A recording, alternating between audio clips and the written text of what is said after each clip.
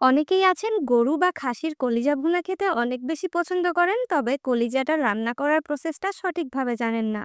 কারো কারো কলিজা রান্না করলে কালচে হয়ে যাচ্ছে, বা কারোটায় গন্ধ আসছে, বা কারোটার মশলার পরিমাপ সঠিক হচ্ছে না। তাদের জন্য আজকে একটা সহজ সমাধান নিয়ে আসলাম। আজকে আমি আপনাদের কোরবানি ঈদ স্পেশাল একটা কলিজা ভুনার রেসিপি তৈরি করে দেখাবো। আর এই কলিজা ভুনাটা হবে সব থেকে সহজ উপায়ে, যে কেউ তৈরি করে ফেলতে পারবেন এই ইজি রেসিপিটি, কিন্তু খেতে হবে অনেক বেশি সুস্বাদু। হ্যালো পরাণের ভাই ও বোনেরা, আজকে তোমাদেরকে গরুর কলিজার একটা সিক্রেট ভুনা রেসিপি তৈরি করে দেখাবো। এটা থাকবে সব থেকে সহজ উপায়ে আর খেতে হবে দারুণ মজার। সাথে আছি আমি শেফ সোনিয়া। চলো শুরু করা যাক। প্রথমেই আমরা নিয়ে নিচ্ছি 500 গ্রাম পরিমাণ কলিজা। আপনারা গরু খাসি যে কোনোটা নিতে পারেন।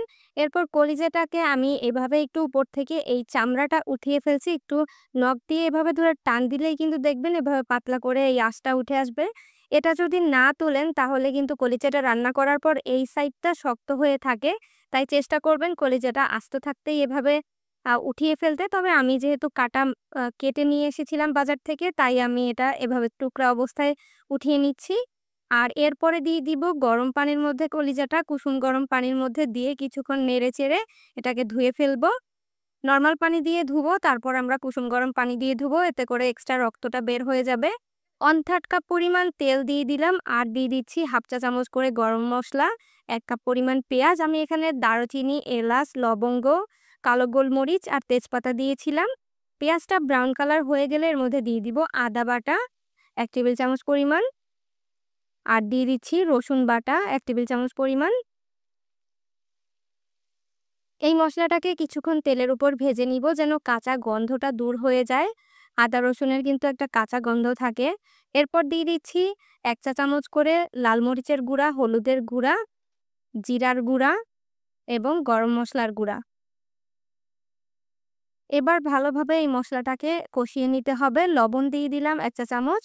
সামান্য পরিমাণ পানি দিয়ে দিলাম, কারণ গুঁড়া মশলাটা যেন পুড়ে না যায়।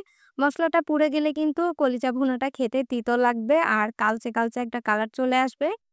পানি দিয়ে মশলাটাকে অনেকক্ষণ সময় যাবৎ ভেজে নিব, যেন উপর থেকে তেলটা ভেসে ওঠে এই পর্যন্ত। এরপর আমরা আগে থেকে ধুয়ে রাখা কলিজার টুকরাগুলোকে দিয়ে দিচ্ছি। আর কলিজার টুকরাগুলোকে কিন্তু মোটামুটি ছোট করেই কাটতে হবে, বেশি বড় কাটা যাবে না। কিছুক্ষণ এই মশলার উপর ভেজে নিচ্ছি। এভাবে ভাজার ফলে দেখবেন কলিজার মধ্যে যদি এক্সট্রা কোনো রক্ত থেকে থাকে তাহলে সেটা কিন্তু বের হয়ে আসবে। আর এটা কিন্তু খুব বেশি পরিমাণের না, খুবই হালকা পরিমাণে। আপনারা ভিডিওটা ক্লোজে নিয়ে আমি দেখিয়ে দিলাম। কিছুক্ষণ কষিয়ে নেওয়ার পর আমরা এর মধ্যে 1 কাপ পরিমাণ পানি অ্যাড করে দিব। কলিজা রান্না হতে খুব বেশি পানির প্রয়োজন হবে না। এরপর আমরা মিডিয়াম আঁচে এটাকে রান্না করব যতক্ষণ পর্যন্ত কলিজাটা ভালোভাবে সেদ্ধ না হয়ে যায়। যখন এটা সেদ্ধ হয়ে যাবে তখন দেখবেন মশলাটা এরকম টেনে এসেছে, একেবারে গায়ে গায়ে মিশে গেছে মশলাটা।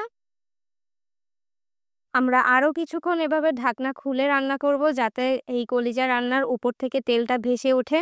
আর শেষের দিকে কয়েকটা কাঁচামরিচ দিয়ে দিব, মাথাটা একটু ভেঙে দিব। আর দিয়ে দিচ্ছি ভাজা জিরার গুঁড়া 1 চা চামচ।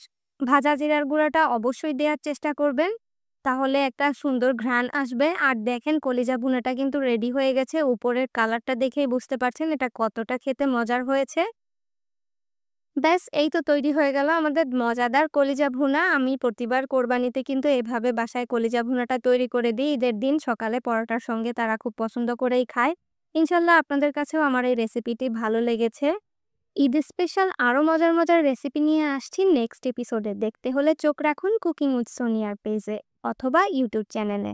আর অবশ্যই সাবস্ক্রাইব করতে ভুলবেন না। কলিজা ভুনার এই রেসিপিটি যদি বাসায় ট্রাই করে থাকো তাহলে অবশ্যই লাইক কমেন্ট শেয়ার করতে ভুলবে না। দেখা হবে আরো মজার মজার রেসিপি নিয়ে নেক্সট এপিসোডে। ভালো থাকবে সকলে। আল্লাহ হাফেজ।